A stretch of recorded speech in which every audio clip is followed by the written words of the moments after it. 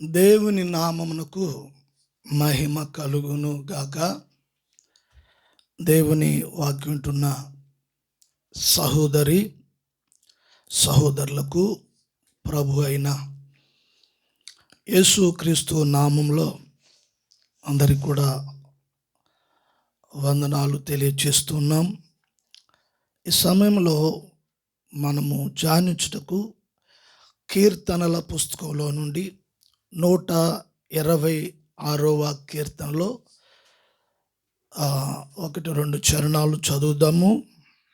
సియోనుకు తిరిగి వచ్చిన వారిని యెహోవా చెరలో నుండి రప్పించినప్పుడు మనము కలకనిన వారి వలె నుంటిమి. మన నోటి నిండా నవ్వుండెను, మన నాలుక ఆనందగానముతో నిండియుండెను. దేవునికి మహిమ కలుగును గాక. హల్లెలూయా. ఈ చదవబడిన ఈ కీర్తన భాగం ఈ మొదటి చరణంలో భక్తుడు ఈ విధంగా మాట్లాడుతూ ఉన్నాడు. సియోనుకు తిరిగి వచ్చినప్పుడు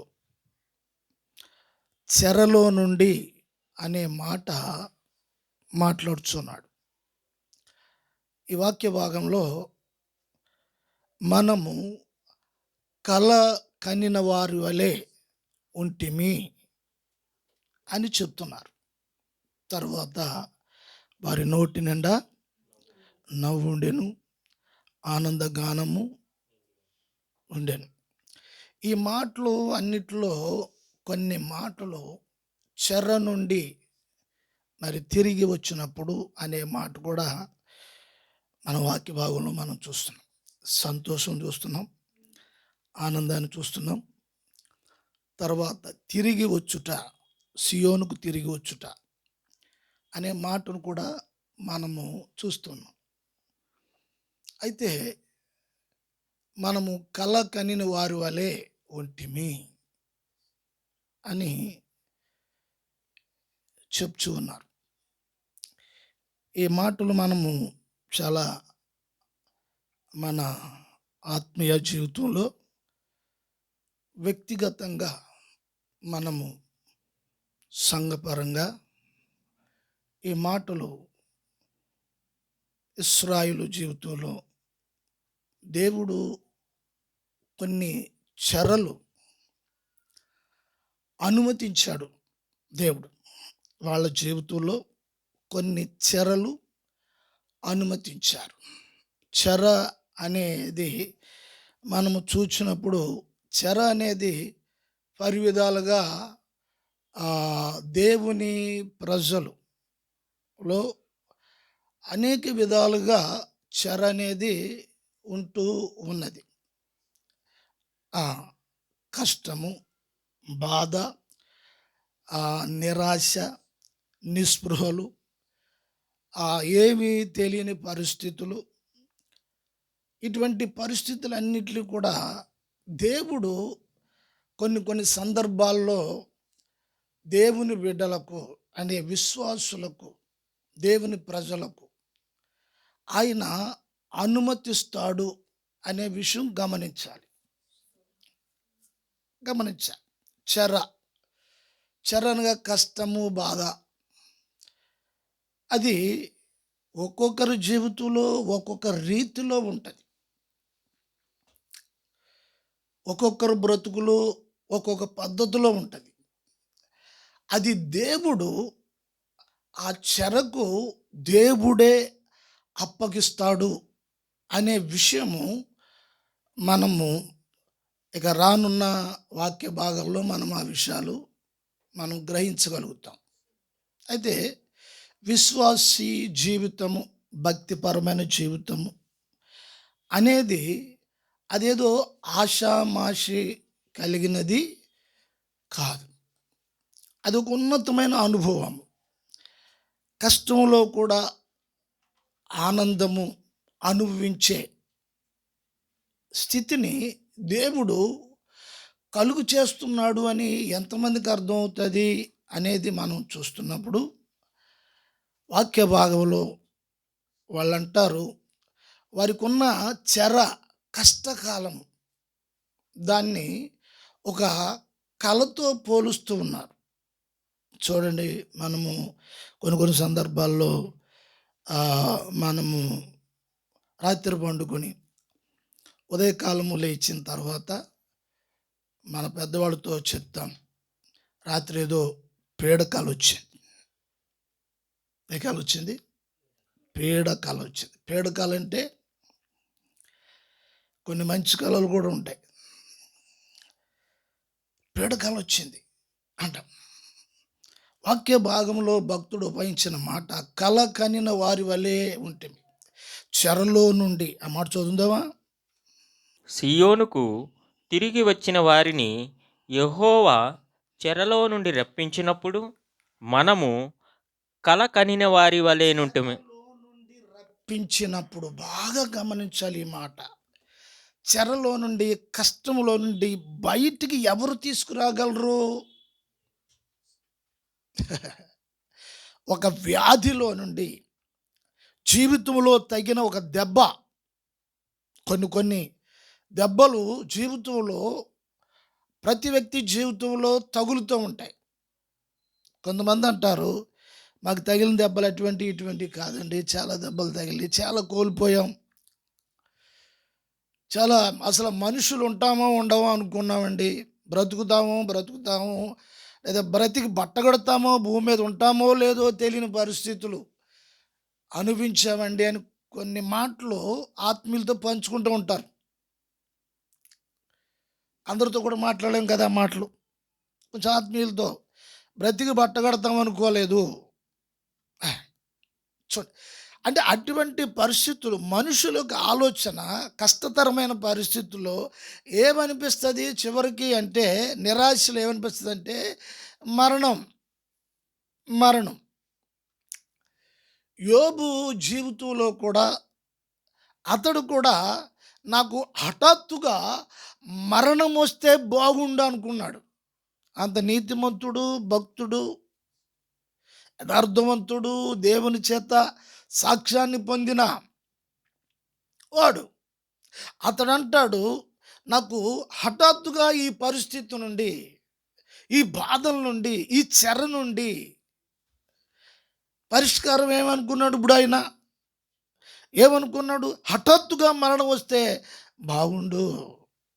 శరీరము మీదకి వచ్చిన ఒత్తిడి, పరిస్థితి, భార్య ద్వారా ఒత్తిడి వస్తుంది, అట్లాగే అతని స్నేహితుల ద్వారా తెలియని వారు ఏదో అంటున్నారు, అనుకుంటున్నారు అంటే వేరే విషయం.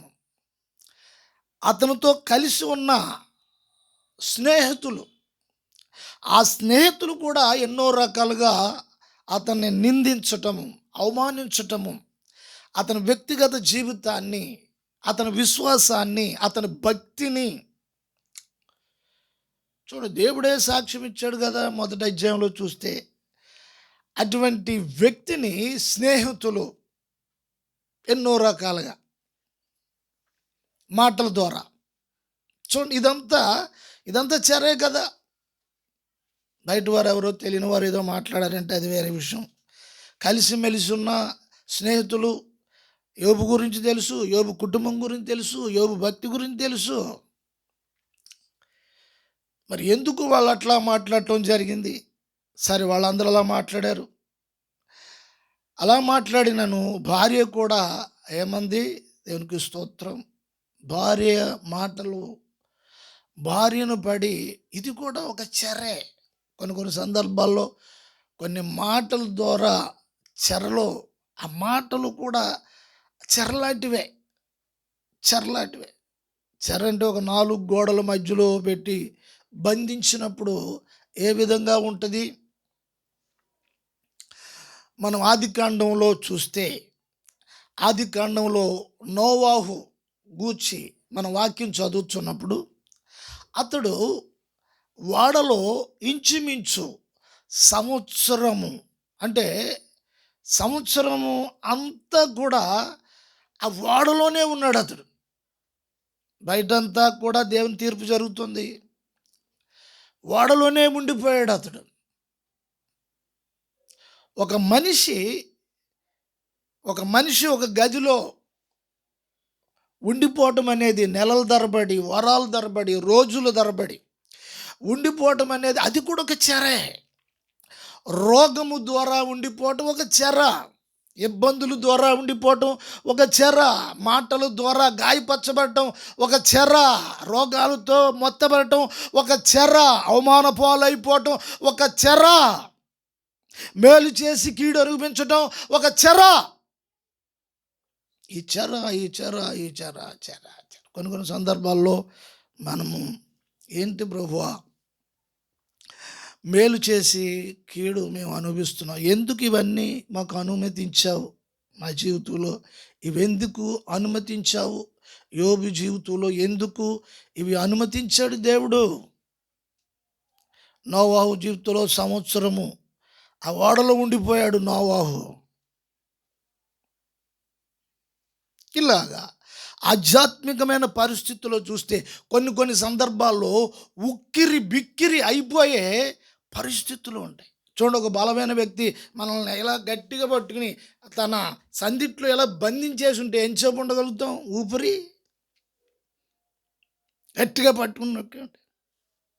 అంటే పరిస్థితులు, ఊపిరి పీల్చుకోలేని పరిస్థితులు కొన్ని సందర్భంలో దేవుడు అనుమతిస్తాడు, ఆ పరిస్థితులకు అప్పగిస్తాడు. స్తోత్రం. ఎందుకు అంటే గమనించవలసిన విషయం ఏమిటి అనేది చూస్తే, యోబుకు ఎందుకు ఈ పరిస్థితులు అవసరమో అనేది ఆలోచించవలసిన విషయం. దేవునికి స్తోత్రం. ప్రియ సహోదరి సహోదరులరా, తర్వాత ఆ చెరలో ఉన్నప్పుడు ఆ చెర నుండి మరలా ఆయన బయటికి తీసుకొస్తాడు అనే సంగతి. చెరలో ఉన్నప్పుడు నవ్వు ఉండదు, చెరలో ఉన్నప్పుడు ఆనందం ఉండదు, కష్టం ఉన్నప్పుడు పాటలు ఉండవు, ప్రార్థన ఉండదు, బాధల్లో ఉన్నప్పుడు వాక్యము ధ్యానం ఉండదు, వాక్యం జ్ఞాపకం ఉండదు, వచనాలు వచించలేము, వాక్యాన్ని పారాయణము చేయలేము, ధ్యానించలేము ఈ చెరలో ఉన్నప్పుడు. దేవునికి స్తోత్రం. హల్లెలూయా, హల్లెలూయా. అయితే ఇప్పుడు మరి చెర నుండి ఎవరు తీసుకొచ్చారు? చెర నుండి ఎవరు తీసుకొచ్చారు? అయితే చెర నుండి ఒక విడుదల అనేది ఎవరు ప్రకటించారు? చెరలోకి ఎందుకు తీసుకువెళ్ళాలి? చెరలోంచి మళ్ళీ ఎందుకు తీసుకురావాలి? మళ్ళీ ఎందుకు నవ్వించాలి? ఇదంతా ఒక ప్రక్రియ నీ జీవితంలో అవసరం. నీ జీవితంలో ఇవి అవసరం. దానికి స్తోత్రం. హల్లెలూయా. మాట చదువుదాము. అదే యోబు గ్రంథంలో 5వ అధ్యాయం 18వ వచనం. ఆయన గాయపరిచి గాయమును కట్టును, ఆయన గాయము చేయును, ఆయన చేతులే స్వస్థపరుచును. గమనించాలి, విచిత్రమైన మాట ఈ మాట. నువ్వు విశ్వసించావు, నమ్మావు, ప్రార్థిస్తున్నావు. ఇటువంటి తరుణంలో నీకు అనారోగ్యము, అనేకమైన అగచాట్లు, ఇబ్బందులు, కష్టాలు, పరిస్థితులు ఇవన్నీ వచ్చిన యోబు మాట్లాడుచున్న మాట గమనించాలి. ఇవి చూడండి, ఎవరినైతే ఆయన నమ్మాడో ఆయన గూర్చి మాట్లాడుతూ ఉన్నాడు. ఈ రోజున సంఘములో ఉన్న ప్రతి ఒక్క వ్యక్తి, ఎవరి యందైతే విశ్వసించావో, దేనిని బట్టి నీ జీవితం నడుస్తుందో, దేనికైతే అప్పగించుకున్నావో, ఆయన గుణము, ఆయన ఆలోచన, ఆయన ఉద్దేశము ఎరిగిన వాడవై, ఎరిగిన దానివై ఉండాలి. యోబు ఎరిగాడు. ఎరిగినందుకే ఆయన ఈ మాట మాట్లాడుతున్నాడు. ఏ మాట? ఆయన గాయపరిచి. చూడండి ఈ మాట ఎట్లా ఉంది. దేవుడు గాయపరుస్తాడట. ఆ? మరి ఏ విశ్వాస అయినా దేవుడు నన్ను గాయపరిచారు, దేవుడు నన్ను గాయపరిచారు, నన్ను గాయపరిచి నన్ను సరిచేస్తున్నాడు, నన్ను ఎందుకు గాయపరిచాడు, ఎందుకు కొట్టాడు, ఎందుకు బలహీనత పెట్టాడు, ఎందుకు ఈ బాధలు పెట్టాడు, ఎందుకు ఈ విషయాలు అనుమతించాడు అని దేవుణ్ణి ప్రశ్నించేవారు చాలామంది ఉంటారు. కానీ యోబు అంటున్నాడు, ప్రశ్నించట్లా, ఆయన గాయపరుస్తాడు, ఆయన గాయపరుస్తాడు. గమనించాలి ఈ మాట. అంటే ఇప్పుడు దేవుని బిడ్డలకు, విశ్వాసికిని పరస్పర సంబంధం. ఆయన గాయపరుస్తాడు. ఇప్పుడు ఏదైనా దెబ్బ తగిలితే ప్రార్థన చేస్తారు, ప్రభువా మరి ఈ దెబ్బ తగిలింది, హాస్పిటల్లో ఉన్నాము, ఇది త్వరగా నయమైపోవాలి, ఈ కాలంతా బాధ పెట్టేస్తుంది, దెబ్బ తగిలింది, పుండు గాయమైపోయింది, చీమ పట్టేసింది, సీన్ దారిపోతూ ఉంది, భరించలేని బాధ, రాత్రి నిద్ర పట్టట్లేదు, ప్రభువా ఇది తగ్గించు అని ప్రార్థన చేయటం అనేది కొంతమందికి తెలుసు. అయితే మరి ఇప్పుడు ఆయనే గాయపరిచేశాడు అనే సంగతి ఎంతమందికి తెలుసు? ఆయన ఎందుకు గాయపరుస్తున్నాడు? నీ స్పీడు జీవితంలో, నీ పరుగు జీవితంలో ఆలోచన లేకుండా, ఆలోచించకుండా, జ్ఞానము లేకుండా, దేవుని జ్ఞానమును, దేవుని ఉద్దేశాలను ఎరగకుండా నీవు పరుగు పెడుతున్నప్పుడు దేవుడు ఒక్క స్పీడ్ బ్రేకర్ వేస్తాడు. ఆ పరుగు దగ్గర ధన్మని ఆగిపోవాలి. ఆగిపోతే ఏమవుతుంది? స్పీడ్ బ్రేకర్ దగ్గర ఆగకపోతే ఏమవుతుంది? బండితో పాటు ఏం చేస్తుంది? బండి లేస్తుంది, తర్వాత ఆ బండి మీద ఉన్న నువ్వు కూడా లేస్తావు. కారణం ఏంటి? యోబు అంటూ ఉన్నాడు, నువ్వు గాయపరుస్తావు, ఆయన గాయపరుస్తాడు, ఆ గాయములను మళ్ళీ ఆయనే మాన్పుతాడు. చెరలోనికి ఆయనే తీసుకుని వెళ్తాడు, ఆ చెరలోంచి మళ్ళీ ఆయనే తీసుకొస్తాడు. తీసుకురావటం ఆయనే, పంపించటం ఆయనే. ప్రభు నాకు కష్టాలు కావాలి అని నువ్వు అడిగితే కష్టాలు ఇవ్వడు. మేము సత్యం విశ్వాసంలోకి వచ్చింది అనుభవ జ్ఞానం లేకుండా, అనుభవం లేదు, సత్యమైన సంకల్ప బాధేసుకోవటం, పెద్ద పవిత్రులుగా భక్తులుగా మాట్లాడటం అనేది బాగా ఎక్కువ ఉండేది ఆ దినాల్లో. ఒక ఆవిడికి చలి జ్వరం వచ్చింది, ప్రార్థన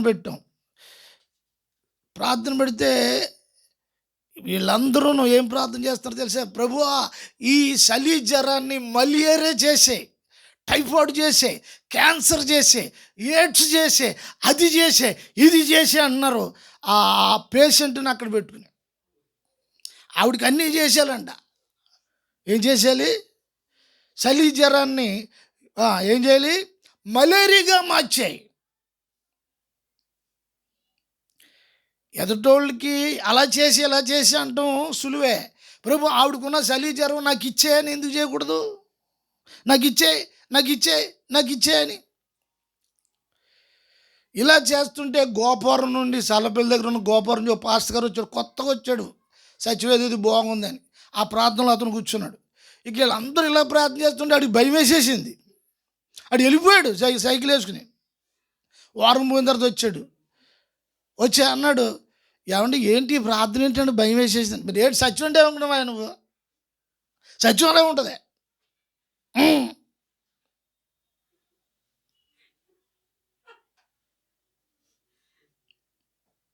సత్యం అంటే ఏమనుకున్నావు? అలా ఉంటుంది. మేము చెప్పాం డాబు.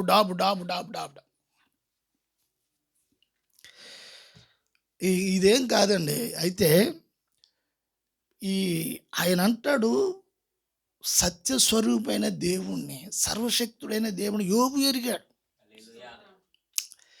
నేను యోబు గురించిని లేక నోవహు గురించి ఎందుకు చెప్పాను అంటే, ఇంచుమించు నోవాహు కాలంలో ఉన్నవాడే యోబు కూడా. యోబు కాలంలో ఉన్నవాడు నోవాహు, నోవాహు కాలంలో ఉన్నవాడు కూడా యోబే. ఆ కాలానికి చెందినవాడే. గమనించాలి.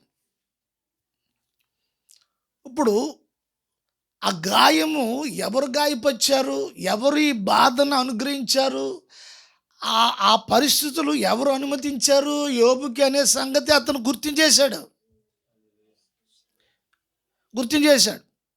ఆయన గాయపరచగలడు, ఆ, ఆయన గాయమును కట్టగలడు. దేవుని స్తోత్రం కలుగును గాక. హల్లెలూయా, హల్లెలూయా.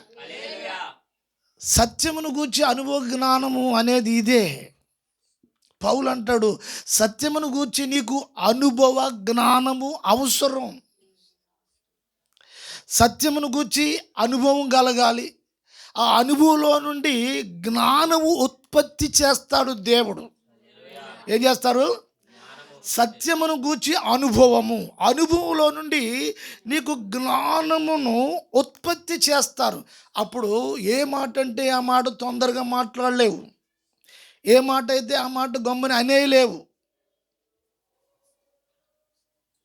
యోబు అందుకే అంటున్నాడు, నీవు గాయమును చేస్తావు, గాయమును కడతావు, తర్వాత ఆయన గాయము చేయును, ఆయన చేతులే స్వస్థపరచును. ఏం మాటలు చూడండి. ఆయన గురించి ఎంత, ఆయన చేతులు ఏం చేస్తాయో, ఆయన చేతులు ఏం చేస్తాయో, ఆయన ఆలోచన ఎలాగుంటుందో, ఆయన ఉద్దేశం ఎలాగుంటుందో ఎరిగినవాడు యోబు. విశ్వాసీ జీవితంలో నీ ప్రభువును గూర్చి నువ్వు ఎరిగే అనుభవంలో ఉండాలి. దేవునికి స్తోత్రం. నీకు ఎలాగనిపిస్తే అలా చేసేసుకోవటం కాదు. దేవునికి స్తోత్రం కలుగును గాక. నీకు ఎలాగనిపిస్తే అలా ఫాలో అయిపోవటం కాదు. నాకు ఎలాగనిపించిందండి, నేను ఎలాగ వెళ్ళిపోతున్నానండి, అలాగే వెళ్ళిపోతుంటే వాక్యం అంటుంది, ఒకనికి ఇష్టమైన మార్గం చివరికి తొదగది నాశనానికి తీసుకుని వెళ్ళాను.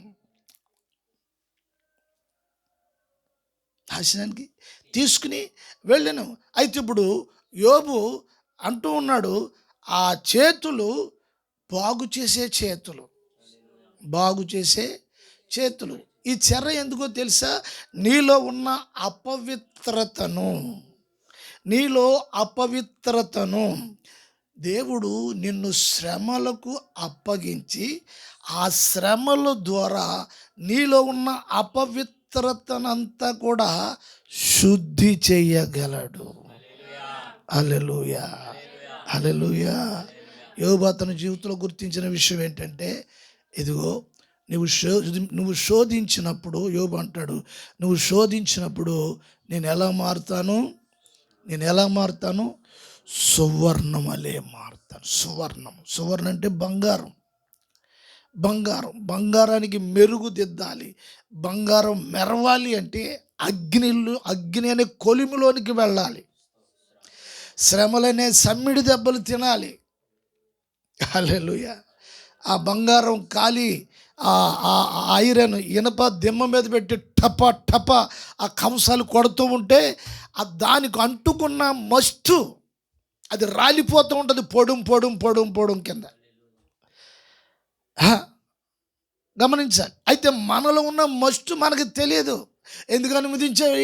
ఈ బాధలు ఎందుకు అనుమతించావు? నేను బాగానే ఉన్నాను కదా, చర్చికి వెళ్తున్నాను కదా, ఉపవాసం ఉన్నాను కదా, ప్రార్థన చేస్తున్నాను కదా, ఇవన్నీ చేస్తున్నాను కదా, ఎందుకు? నీకు కూడా కనికరం లేదా? వాక్యంలో చూస్తే దేవుడు మన మీద కనికరమును బట్టి, యోబు మీద ఉన్న కనికరమును బట్టి, తన బిడ్డల మీద ఉన్న కనికరం బట్టి ఇవన్నీ చేస్తారని చెప్తుంది వాక్యం. ఏంటంట? కనికరము బట్టి. మన పిల్లలు ఏం చేస్తామంటే, మనం ఎక్కడ పంపించుకుంటా చేతులను దగ్గర పెట్టుకుని చూసి సోమరిపోతుల కింద తయారు చేస్తూ ఉంటాం. విడిచిపెట్టేసేయాలి. దేవునికి స్తోత్రం కలుగును గాక. ఇప్పుడు దేవుడు కూడా కొన్ని సందర్భాల్లో కష్టాలకి విడిచిపెడతాడు, అనుమతిస్తాడు కష్టాలు. సాతానుతో అన్నాడు దేవుడు, మరి యోబు సంగతి ఏం చేశావు ఏంటి? దేవుడు అడగటం ఏంటి యోబు సంగతి? దాని ముందు బోల్డ్ మ్యాటర్ నడిచింది. ఏమి నడిచింది? అతనికి అన్నీ ఇచ్చావు, అన్నీ చేశావు. ఆ కూజు దేశంలో అతన్ని యూజు దేశంలో అతన్ని చాలా గొప్పవాడు చేశావు, ధనవంతుడు చేశావు. అందుకని నా దేవుడు నన్ను ఇలా దీవించాడు కాబట్టి నిన్ను మొక్కుతున్నాడు. చూడండి, భక్తి అనేది పైకి బాహ్య రూపంగా కనిపించే వస్తువులు బట్టి భక్తి, దాన్ని బట్టి అవి ఉన్నప్పుడు ఉంటుంది, అవి ఊడిపోతే మళ్ళీ జారిపోతుంది. అంతరంగ విషయములు, అంతరంగంలో ఉన్న సంగతులు సాతానుకు తెలియదు. మీరు బాగా గమనించాలి. అంతరంగంలో ఉన్న సంగతులను, ఒక మనిషి అంతరంగంలో ఉన్న సంగతిని దేవుడు తెలుసుకోగలడు. ఆయన అంటాడు, నీ హృదయంలోనికి ఆలోచన రాక మునిపే నేను దాన్ని ఎరిగి తిని, దేవుడు చెప్తాడు. అయితే ఇప్పుడు సాతానుకి నువ్వు బయట మాట్లాడితేనే తెలుస్తుంది, నువ్వు లోపల ఏమన్నా అనుకుంటాడికి అర్థమైపోదు. ఆడి జ్ఞానం అంతా. దేవుడు సర్వశక్తిమంతుడు, సాతాను శక్తిమంతుడే, కానీ సర్వశక్తిమంతుడు కాదు. గమనించాలి. ఇప్పుడు కొంచెం భక్తిగా ఉన్నవాళ్ళు, ఆత్మ పొందిన వాళ్ళు, వారు ఉదయకాలమే లేచి వాళ్ళు ఏదో ఎవరికో మొత్తం మీద దేవుని మాటలు చెప్పడానికి వెళ్ళాలని ఆలోచన చేసి గబగబా లేచి రెడీ అయిపోయి బ్యాగు పట్టుకుని వెళ్ళిపోతుంటే సాతానుకంతా కూడా కలవరంగా ఉంటుంది. ఎందుకో తెలుసా? ఇప్పుడు ఈమె వెళ్ళిపోతుంది, ఎవరికి సువార్త చెప్పేస్తుందో, ఎవరికి సువార్త చెప్పేస్తే నేను వేసిన మంత్రాలు తంత్రాలు ఏంటి, నేను కొంతమందిని కట్టేసి అలా ఉంచేసాను కదా, అవి లూజ్ అయిపోతాయి. సువార్త చెప్తున్నప్పుడు సాతాను యొక్క కట్లన్నీ లూజ్ అయిపోతూ ఉంటాయి. అందుకని వాడికి భయం. అప్పుడు వాడు ఏం చేస్తాడంటే, ఇప్పుడు నువ్వు ఎక్కడికి వెళ్తున్నావో తెలియదు. నేను స్తోత్రం, హల్లెలూయా. ఇప్పుడు మీరు మీ ఇంటి దగ్గర నుంచి బయలుదేరినప్పుడు, ఏంటమ్మా ఎక్కడికి వెళ్ళిపోతున్నారు అని ఎవరో ఒకరు అడుగుతారు. మీ ప్రార్థనకి వెళ్ళిపోతున్నామండి. ఏంటి? మేము ప్రార్థనకి వెళ్తామండి. ప్రార్థనకి వెళ్తున్నారా? సాతాను అంటది, వెళ్ళి ఎక్కడికి వెళ్తున్నారో కొంచెం అడుగు. ఎక్కడికి వెళ్తున్నారు అడుగు కొంచెం. నాకు కలవరంగా ఉంది. దేవుని స్తోత్రం, గుండెలో మంటగా ఉంది. డ్రింక్ తాగినా తగ్గట్లేదు, సోడా తాగినా తగ్గట్లేదు, ఏ నీళ్ళు తాగినా తగ్గట్లేదు. నువ్వు వెళ్ళి అడుగు వెళ్ళంటే ఎవరో ఒకరు వచ్చేస్తారు. మీరు రెడీ అయిపోతుంటే ఎవరో ఒకరు వస్తున్నారు. ఎక్కడికి వెళ్తున్నారు? ఎవడో బ్యాగ్ కట్టుకుని వస్తాడు, లేకపోతే ఎవడో ఇంకోటి కట్టుకుని వస్తాడు, ఎవడో వస్తాడు. ఏం చేద్దంటే అటు తెలుసుకోవాలి వీళ్ళు ఎక్కడికి వెళ్తున్నారో. కమ్ముని సువార్త మారు మనసు పొందేసి ఆత్మాభిషేకం వచ్చేసి నలుగురు ఎక్కడికొకటి వెళ్ళి సువార్త మీటింగ్ పెట్టేయాలి ఇలా అనుకుంటున్నారా? ఈ మధ్యన వాక్యం వినేస్తున్నారు, ఈ మధ్యన భక్తి పెరిగిపోతుంది. దేవుని స్తోత్రం. దానికి భయం. అయితే ఎక్కడికి వెళ్తానంటే ఆర్సిపురం ప్రార్థనకి వెళ్తే కూర్చుంటారు. పోలే ఎక్కడికి వెళ్ళి సువార్త చెప్పలేదు కదా. దేవుని స్తోత్రం కలుగును గాక. ప్రభా బతికించేవారు బాబు యేసు ప్రభా. కంగారు. ప్రభువుకు తెలుసు నీకు వచ్చే ఉద్దేశం ఉందా, రాని ఉద్దేశం ఉందా, నీ విషయం ఎరిగిన వాడు. అదే. అయితే ఇప్పుడు యోబు విషయం చూసినప్పుడు, యోబు దేవుని హృదయంలో ఉన్న ఆలోచనలు తన పట్ల, ఆయన నన్ను మొత్తగలడు, ఆయన గాయపరచగలడు. కొంతమంది అంటారు, మీరు అన్న మాటలకి నాకు చాలా గాయం అయిపోయిందండి. ఏమైపోయింది? గాయం అయిపోయింది. అందుకే అండి మేము రాలేకపోతున్నాం, వచ్చే ఉద్దేశం కూడా లేదండి. గాయం అయిపోయింది. దేవుడు ఎందుకు దైవ సేవకుని ద్వారా గాయపరుస్తున్నాడు?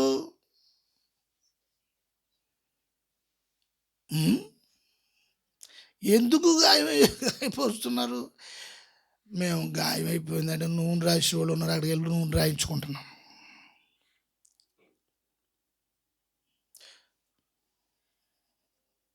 శోధింపబడిన మీదట నేను సువర్ణమై మారెదను, నేను వెళ్ళే మార్గము నా యేసుకే తెలియును. నేను వెళ్ళే మార్గము. సహోదరి సహోదరులరా, నీ వెళ్ళే మార్గము నీదా దేవునిదా? ఏ మార్గంలో వెళుతున్నావు? కష్టాలు, బాధలు, ఇబ్బందులు ఇటువంటి మార్గాల్లో వెళుతున్నప్పుడు దేవునికి స్తోత్రం, ఆ మార్గంలో అతను వెళుతున్నప్పుడు యోబు అంటాడు, నన్ను సువర్ణంగా మార్చుటకే. స్నేహితులు అన్నారు, వాళ్ళు అన్నారు, వీళ్ళు అన్నారు, ఇవన్నీ భరించారు. దేవుడు అనుకుని ఉంటాడు, దేవునికి స్తోత్రం. బయట వాళ్ళందరూ అంటే వీడు భరిస్తున్నాడు. ఒక్కసారి భార్యని యాంటీగా చేస్తే ఏమంటాడు? బయట వాళ్ళు అన్నారు, సరే వాళ్ళు బయట వాళ్ళు ఏదో అలా అన్నారులే అని వదిలేసి ఉండొచ్చు, దేవుని స్తోత్రం. ఇంట్లో వాళ్ళు చేత అనిపిద్దాం ఒకసారి. ఏంటి ఇటు సచ్చివాడు తేలిపోద్దు. ఇప్పుడు ఇంట్లో వాళ్ళ చేత అనిపిద్దాం. ఇంట్లో వాళ్ళు అంటే ఎవరు? భార్యమణి గారి చేత అనిపిద్దాం. ఏయ్ ఏయ్ ఏయ్ ఏంటది ఇంకా బుద్ధి లేకుండా ఇంకా మోకరిస్తున్నావా? ఇంకా స్తోత్రాలు చెప్తున్నావా? ఇంకా స్తుతిస్తున్నావా? ఒక్కసారి ఏంటి ఆవిడ అన్నాడు, ఏమన్నాడు? ఆవిడని మూర్ఖురాల్లాగా అన్నాడు. దేవునికి స్తోత్రం. దేవుడిచ్చాడు, ఆయన తీసుకున్నాడు. నేను ఏంటి కొంతమంది అంటారు కదా, ఎక్కడ కష్టం ఇదంతా చేశాను. ఓ భక్తుడు ఉన్నాడు, మొన్న మధ్యన వెళ్ళాం వాళ్ళ ఇంటికి. ఇలాంటి అంటాడు, ఇదంతా చేశాను. భక్తి సత్యం. నేను విమర్శన కాదండి, దేవుని స్తోత్రం. యోబు కూడా బోలు సంపాదించాడు. ఆయన ఏమనాలి? ఇదంతా సంపాదించాను, దేవుడు చూడండి ఓర్చుకోలేకపోయాడు. దేవుడు ఓర్చుకోలేకపోయాడండి. ఆయన ఓర్చుకోలేకపోయాడు. చూసి కళ్ళు ఓడి చేసుకున్నాడు. దేవుడు ఓడి చేసుకున్నాడంటే, కళ్ళు ఓడి చేసుకున్నాడంట. చూడలేకపోయాడు. మనుషులు చూడలేకపోతున్నారు, దేవుడు కూడా చూడలేకపోయాడు. కళ్ళు ఓడి చేసుకున్నాడండి. ఏమోడి చేసుకున్నాడు? అలాగన్నాడు యోబు. ఏమన్నాడు? ఆయన గాయపరుస్తాడు, ఆయన కట్టుకడతాడు, ఆయన స్వస్థపరుస్తాడు. దేవుడికి స్తోత్రం. ఆయన స్వస్థపరుస్తాడు. ఎందుకు ఈ రోగం పెట్టాడని ప్రశ్నిస్తున్నావా దేవుణ్ణి? ఎందుకు ఈ భారం పెట్టాడని ప్రశ్నిస్తున్నావా? యోబు అట్లా ప్రశ్నించలేదు కదా. దేవుని స్తోత్రం. వీటి ద్వారా ఏమి నేర్పించబోతున్నావో దేవుని కొన్నిసార్లు బెడ్లు అంటూ ఉంటారు. బెడ్లు అంటారు. కడుపు పుట్టిన బెడ్లో, దేవుని స్తోత్రం, బెడ్లో బాబోయ్ దేవుని స్తోత్రం, పగిలిపోతాయి. ఒక్కొక్క మాట, ఒక్కొక్క పాయింట్. దేవుని స్తోత్రం. జడ్జి, లాయరు, వీళ్ళెవ్వరు పనికి ఒక్కొక్క పాయింట్ మాట్లాడుతుంటే మొత్తం అన్ని నరాలు, దేవునికి స్తోత్రం, ఇదిగో మెల్లనరాలు ఇవన్నీ పట తెగిపోతాయి. మళ్ళీ ముడేసుకోవాలి జాగ్రత్తగా. మనం మెల్ల పని చేయవు. ఎందుకు అనుమతిస్తున్నావు? దేవునికి స్తోత్రం. హల్లెలూయా. నీలో ఉన్న అపవిత్రత, నీలో ఉన్న పాపమును శుద్ధి కావాలి అంటే నీకు ఇవి కావాలి. నాకు దగ్గరగా ఉండాలి, నాకు దగ్గర అవ్వాలి. ఏంటి ప్రభా ఈ చెర? ఏంటి ప్రభా? దుఃఖంతో, కన్నీరుతో, ఒకసారి వేసారిపోయి విసిగిపోయి ఒంటరిగా ఉన్నప్పుడు పైకి చూసినప్పుడు కళ్ళంపడి నీళ్లు కారుతూ ఉంటాయి. నీకు తెలీదు, కళ్ళంపడి నీళ్లు కారుతూ ఉంటాయి. అప్పుడు ఆయన చూస్తాడు. దేవుని స్తోత్రం. చూస్తున్నాడు. దేవుని స్తోత్రం. హల్లెలూయా. చదవండి వాక్య భాగం మనం చూద్దాము. ఒక మాట, కీర్తన పుస్తకం, అదే 25వ అధ్యాయము 10వ వచనం. ఆయన చేసిన నిబంధనను, ఆయన నియమించిన శాసనములను గైకొని వారి విషయములో యెహోవా త్రోవలన్నీయు కృపా సత్యమయములై ఉన్నవి. గమనించాలి. దేవునికి స్తోత్రం. వాక్య భాగం మనతో ఏం మాట్లాడుతుందో తెలుసా? దేవునికి స్తోత్రం. ఆయన అంటూ ఉన్నారు, ఈ 10వ వచనంలో చాలా స్పష్టంగా మాట్లాడుతున్నారు. ఆయన చేసిన నిబంధనను చూడండి. ఆయన చేసిన నిబంధనను. మాట బాగా జ్ఞాపించుకోవాలి. మాట ఎలా చూడండి, వినాలి. ఆయన చేసిన నిబంధన. ఆయన నీతో వాక్యము ద్వారా ఆయన ఒక నిబంధన చేశారు నీ జీవితంలో. గుర్తించాలి, నీ జీవితంలో ఒక నిబంధన చేశారు. నీ కుటుంబాన్ని నేను విడిచిపెట్టను, నీ పిల్లల్ని విడిచిపెట్టను, నీ కుటుంబాన్ని విడిచిపెట్టను. ఒక నిబంధన చేశారు నీకున్న విశ్వాసమును బట్టి. అయితే ఇప్పుడు ఆ నిబంధనను నువ్వు జ్ఞాపకం చేసుకోవాలి. ఆయన అంటాడు, దేవుని స్తోత్రం, ఆయన అంటాడు, ఆయన నియమించిన చూడండి, ఆయన నియమించిన నిబంధన, ఆయన నియమించిన శాసనములను గైకొనిన వారి విషయములో గైకొనాలంటే చూడండి, వాక్యం వింటూ ఉంటాం, చదువుతూ ఉంటాం. ఏం చెప్పారంటే బాగానే చెప్పారండి. ఎలా ఉందంటే బాగానే ఉందండి. చూడండి, గైకొనటము, దైవజనుడు సంఘములో, ఆరాధనలో, ఉపవాస ప్రార్థనలో దైవజనుడు వాక్యాన్ని ఇస్తారు. ఉపవాస ప్రార్థన అయినా, ఆరాధన అయినా ఆ ప్రజల మధ్యలో దైవజనుడును దేవుడు పెట్టాడు. అయితే ఇప్పుడు ఆ దైవజనుడు ఏం మాట్లాడతారు? దేని గురించి మాట్లాడతారు?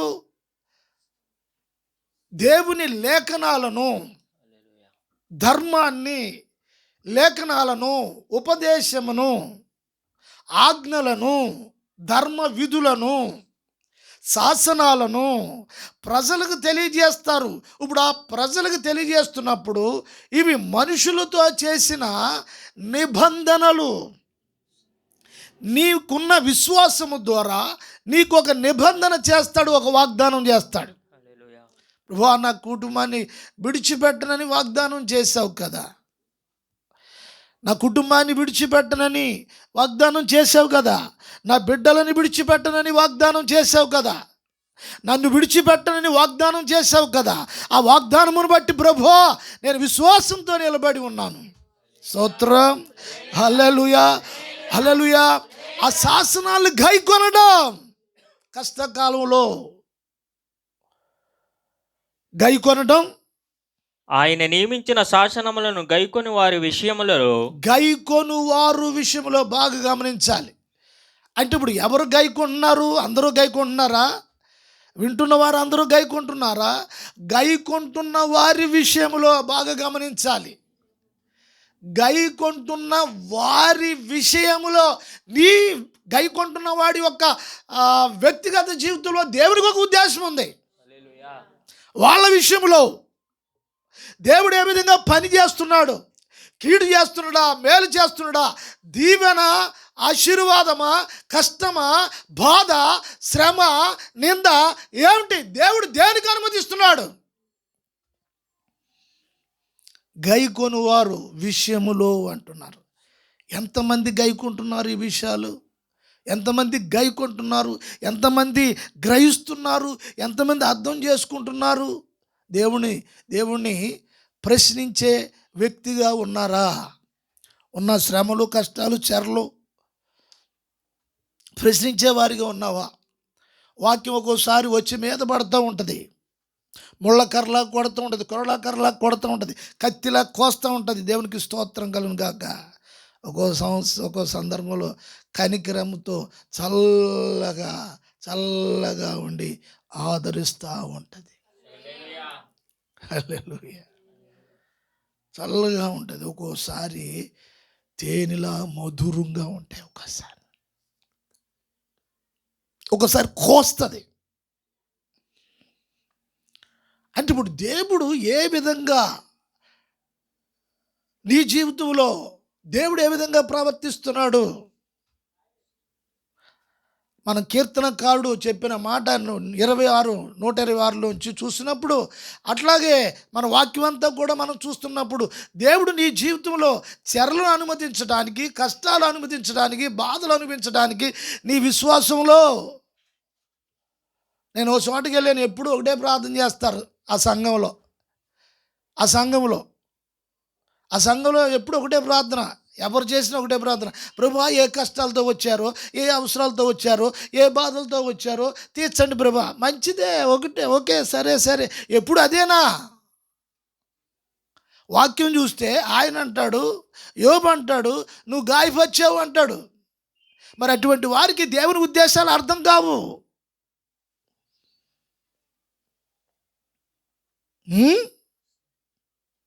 దేవుని ఉద్దేశాలు అర్థం కావు.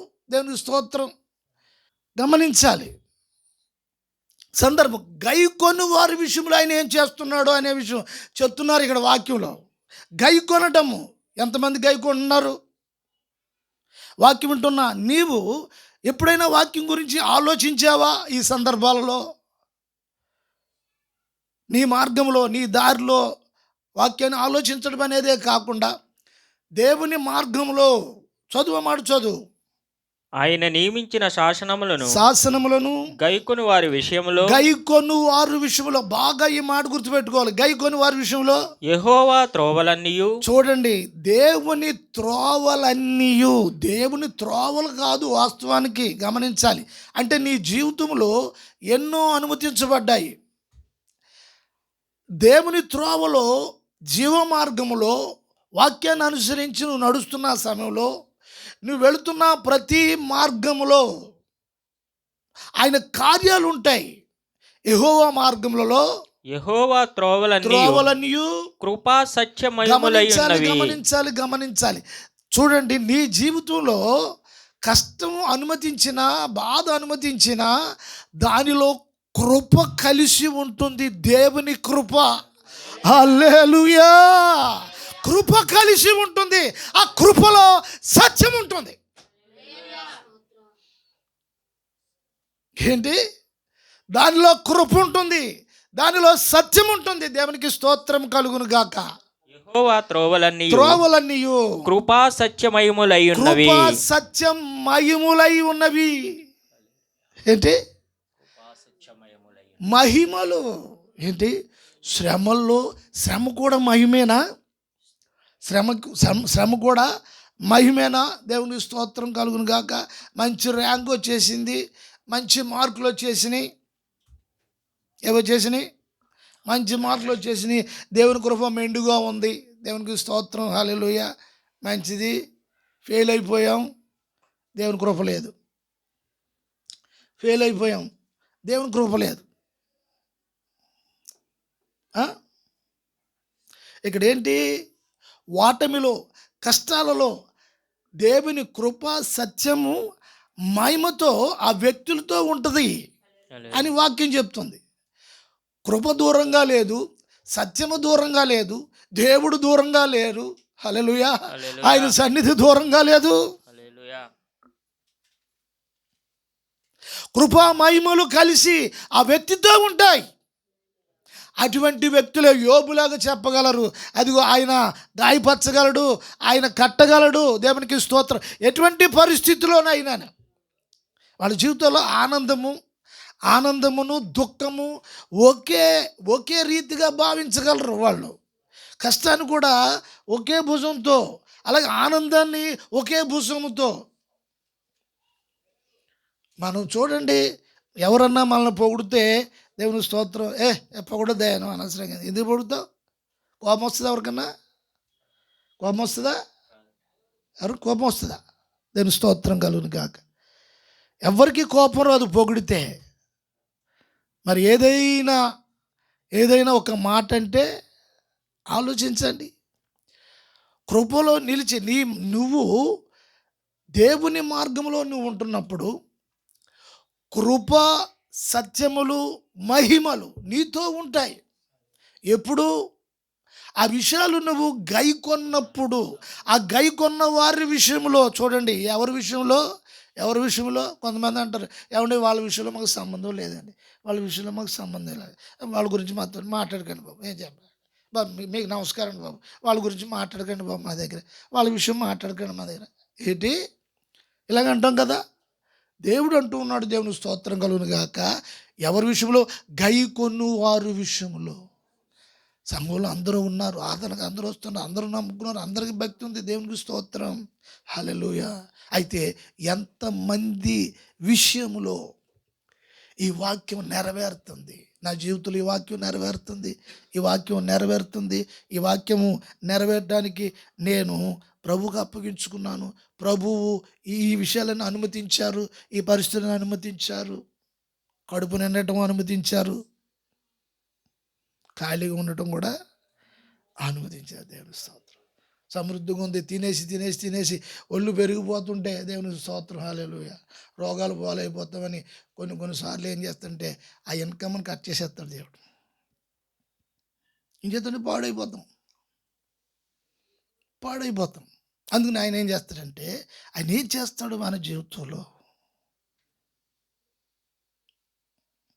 ఇశ్రాయేలుతో అంటాడు, నేను కావలి వారిని ఉంచాను నీ మీద, కావలి వారిని ఉంచాను నీ మీద, కావలి వారిని ఉంచాను నీ మీద, కాపలా కాయి వారి మీద ఉంచాను నీ మీద, కాపర్లు ఉంచాను నీ మీద. కావలి వారు అంటే వాళ్ళు ఎప్పుడు మెలుగుకుంటారు? రాత్రంతా మెలుగుకుంటారు. దేవుని స్తోత్రం. రాత్రంతా మెలుగుకుంటారు. సంఘము చక్కగా నిద్రపోతూ ఉంటుంది. దైవ సేవకులు, కాపర్లు వాళ్ళు ఏం చేస్తారంటే రాత్రి అంతా కూడా ప్రార్థనలో ఉంటారు, సంఘం కొరకు ప్రార్థన చేస్తుంటారు. ఎందుచేత నేను కాపర్లను కావలి వారిని నిర్ణయించాను నేను ఇశ్రాయేలుతో చెప్తారు. వాక్యాన్ని వివరిస్తున్న ఆ సమయంలో ఆ వాక్య విషయంలో ఎంతవరకు నీవు ఆ విషయాలు గమనిస్తున్నావు? సత్యము, ఆ కృప, సత్యములు, మహిమ. చదువునైనా మహిమ, యెహోవా త్రోవలన్నీయు కృపా సత్యమయములై ఉన్నవి. యెహోవా నా పాపము బహుఘోరమైనది, నీ నామమును బట్టి దానిని క్షమింపుము. చూడండి, ఇక్కడ పాపము నుండి పవిత్రపరచబడటానికి, నీ పాపము, నీలో ఉన్న పాపము కొంతమందికి తెలియదు. దేవుని స్తోత్రం. నాలో ప్రార్థన చేసిన తర్వాత అంటారు, ప్రభువా ఇది ఈ ప్రార్థనలో ఏమైనా తప్పు ఉంటే క్షమించు ప్రభువా, నాలో ఏమైనా పాపం ఉంటే క్షమించు ప్రభువా. దేవునికి స్తోత్రం. తెలీదా అనేసి దాన్ని ఎత్తాం, చేసేస్తాం. తెలీదా ఏమన్నా ఉంటే? ఇదే టోకరా. అయ్యో బాబు, ఎంత ప్రమాదం. నేను స్తోత్రం. ఇంట్లో డబ్బులు కన్నం వేసేస్తున్నాం, జోబులే తీసేస్తున్నాం, అక్కడ తీసేస్తున్నాం, ఇక్కడ తీసేస్తున్నాం, అన్నీ నొక్కేస్తుండి వచ్చేసి ప్రార్థన, ప్రభువా నాలో ఏమన్నా ఉంటే జోబులు నొక్కేసావా? అడిగి తీసుకో, చెప్పు తీసుకో. లేకపోతే బీరులు ఏమైనా ఉంటే, చీరల కింద ఉంటే ఏమైనా నొక్కేస్తున్నావా? కొంతమంది చీరల మాటలో పెడతారు కదా, నమ్మకస్తులు ఎక్కువ ఉంటారు ఇంట్లో. అందుకని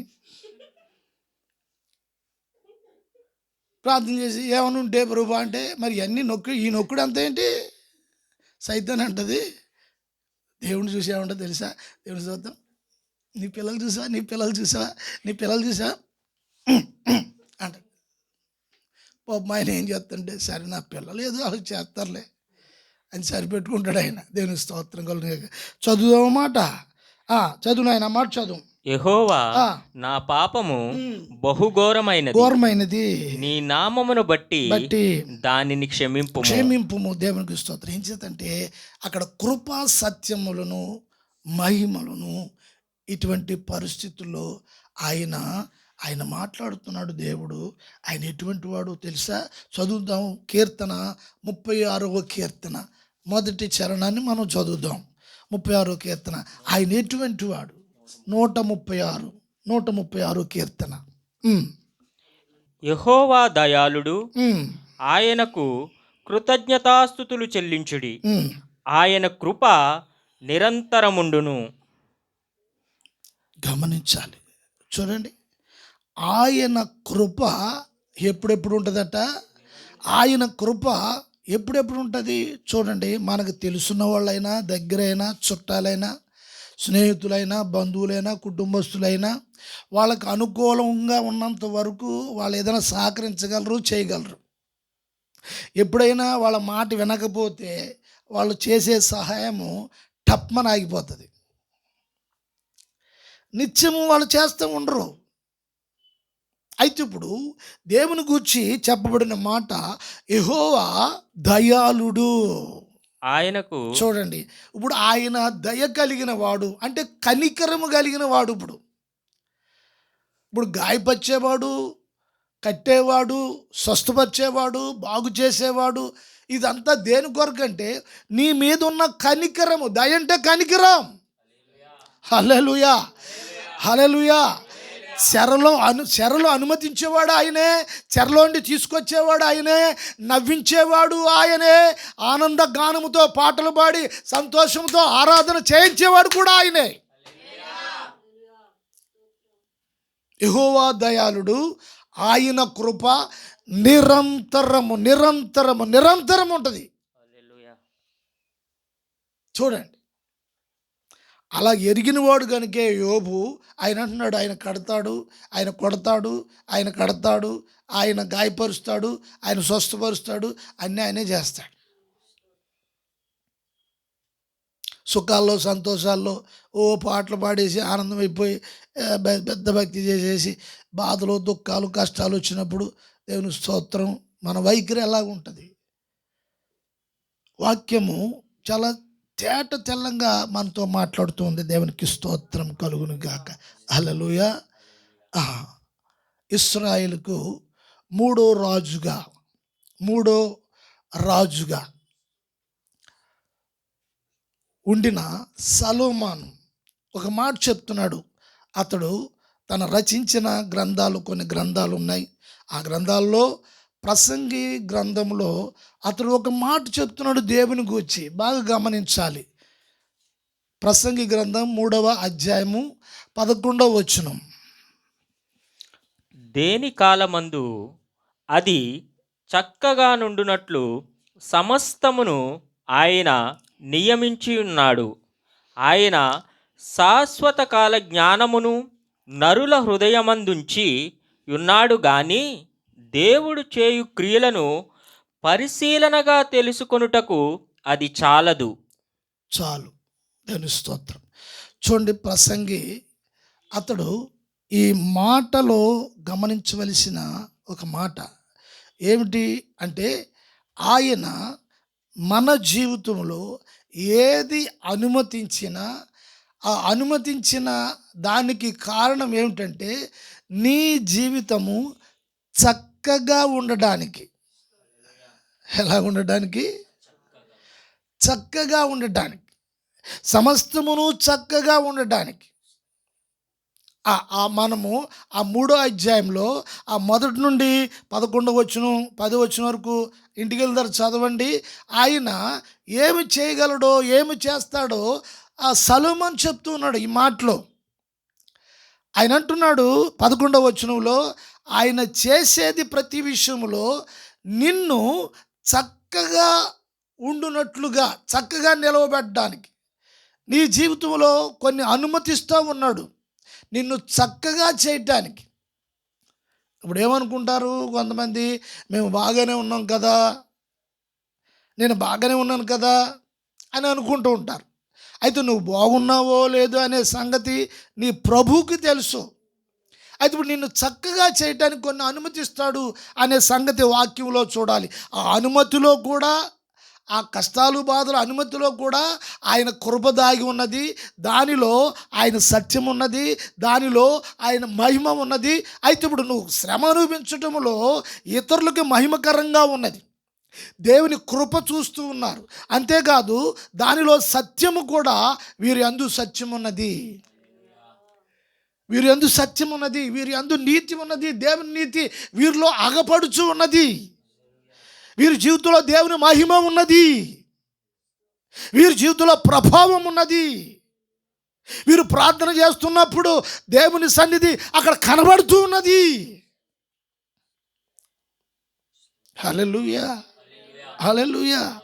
సత్యమును మహిమలు దేవునికి స్తోత్రము కలుగునుగాక. దేవుని కార్యం అంటే వట్టిది కాదు, దేవుని కార్యం అంటే వట్టిది కాదు. నువ్వు వాక్యంలో ఉన్న విషయాలు సత్యాలు గమనించాలి, గ్రహించాలి. దేవునికి స్తోత్రము కలుగునుగాక. ప్రసంగి చదువును ఆయన కొంచెం చక్క 2 మాటలు చదువు. ఆ మాటలు దేని కాలమందు దేని కాలమందు, గమనించాలి ఇక్కడ, దేని కాలమందు. అది ఇప్పుడు నీ చక్కగా జీవితంలో దేని కాలమందు అంటే, ఇలా చూడండి, నీ జీవితంలో ఒక్కొక్క కాలము దేవుని కాలము, ఒక సమయము దేవునిది ఉంటుంది. ఆ నిర్ణయించిన కాలములో, ఆయన నిర్ణయించిన కాలములో అది కష్టమైన, సంతోషమైన, దుఃఖమైన, దేవుడు నిర్ణయించిన కాలం ఉంటుంది. ఆ కాలములో అది జరుగుతుంది.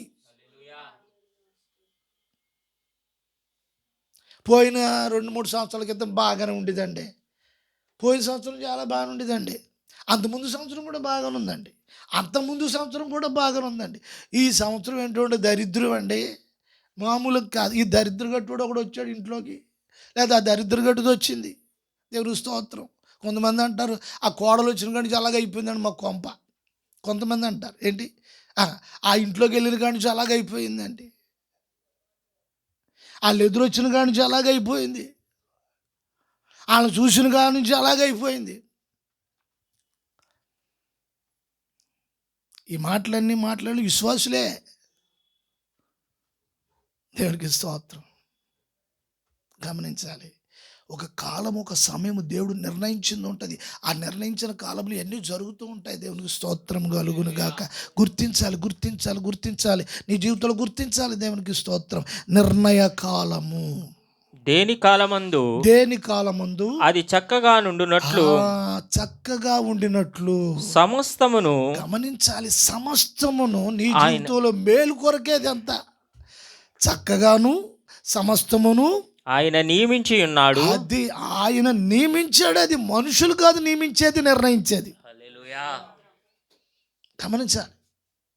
వాక్యం లోతుల్లోనికి మనం వెళుతుంటే, సత్యము లోతుల్లోనికి మనం వెళుతుంటే, ఆత్మ అనే లోతులోనికి, వాక్యంలోనికి మనం తీసుకుని వెళుతుంటే, ఆ సంగతులు ఒకటొకటి గ్రహించడానికి నీ జ్ఞానం సరిపోదు. నీకు పరిశుద్ధాత్మ సహాయం చేసినప్పుడు మాత్రమే ఈ సంగతులు అర్థమవుతాయి లోతుగా. అక్షరాలు చదువుకుంటా వెళ్ళిపోతుంటే నీ జీవితంలో ఆయన మహిమ ఎలా పనిచేస్తుందో, ఆయన మహిమలో నీవు ఉన్నావో, లేకపోతే ఒకవేళ నీ మహిమలో నువ్వు ఉన్నావో అనే సంగతి ఎట్లాగ అర్థమవుతుంది. ఆయన ఆ కాలం బట్టి ఒకటొకటి ఆయన చేసుకుంటూ వస్తాడు. అది సమస్తాన్ని చేసుకొస్తాడు. మధ్యలో వదిలేసేవాడు కాదు ఆయన. సమస్తాన్ని చేసుకొస్తూ ఆయన అంటాడు అది చక్కగా చేయటానికి. ఎలాగా? నిన్ను చక్కగా నిలబెట్టడానికి, నీ బ్రతుకును చక్కగా నిలబెట్టడానికి, నీ కుటుంబాన్ని చక్కగా నిలబెట్టడానికి. నేను అందుకే కొడుతున్నాను, నీకు అందుకే గాయపరుస్తున్నాను, నీకు అందుకే ఈ యొక్క ఆర్థిక ఇబ్బందులు, అందుకే ఈ పరిస్థితులు నీకు నేర్పించడానికి, నేను చక్కర చేయడానికి.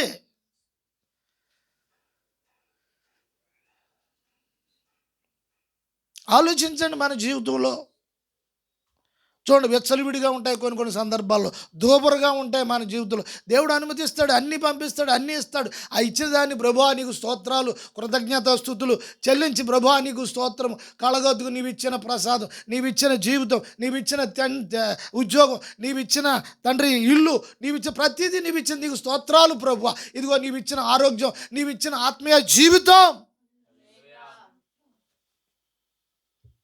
అది ప్రతి విషయంలో కృతజ్ఞత చెల్లించి,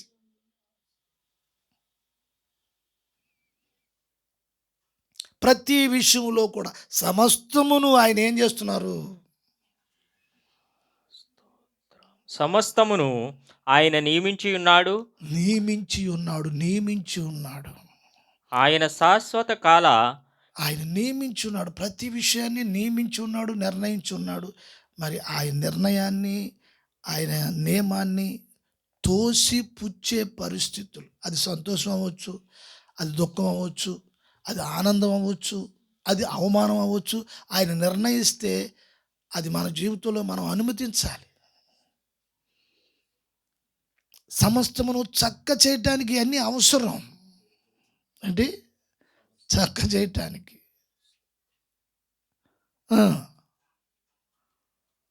ఆయన శాశ్వత కాల జ్ఞానమును గమనించాలి. ఈ మాటలో దేవునికి స్తోత్రం కలుగును గాక. సొలొమోను అంటున్నాడు, ఆయన జ్ఞానము శాశ్వత కాలము. ఆయన జ్ఞానం శాశ్వత కాలము.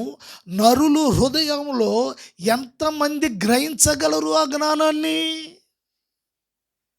దేవుని జ్ఞానాన్ని, దేవుని ఉద్దేశాన్ని, దేవుడు చేసే మేలును కొంతమంది జీవితంలో అది కీడుగా భావిస్తారు. దేవునికి స్తోత్రం కలుగును గాక. వాక్యంతో కొన్నిసార్లు వాక్యం మనల్ని కొడతా ఉన్న సమయంలో మనల్ని చక్క చేయడానికైనా సంగతి తీసుకోరాదు. అంటే హృదయంలో జ్ఞానము లేదు. హృదయంలో ఏమి లేదు. శాశ్వత కాల జ్ఞానమును నరుల హృదయమందు ఉంచి ఉన్నాడు గాని దేవుడు చేయు క్రియలను పరిశీలనగా తెలుసుకొనుటకు అది చాలదు. చూడండి, ఏం చేద్దంటే మనకున్న ఆయుష్కాలం ఎంత? ఇప్పుడు రాను 70కి వచ్చింది. అధిక బలగం ఉన్న ఎడల 80. అది కూడా ఆయాసము.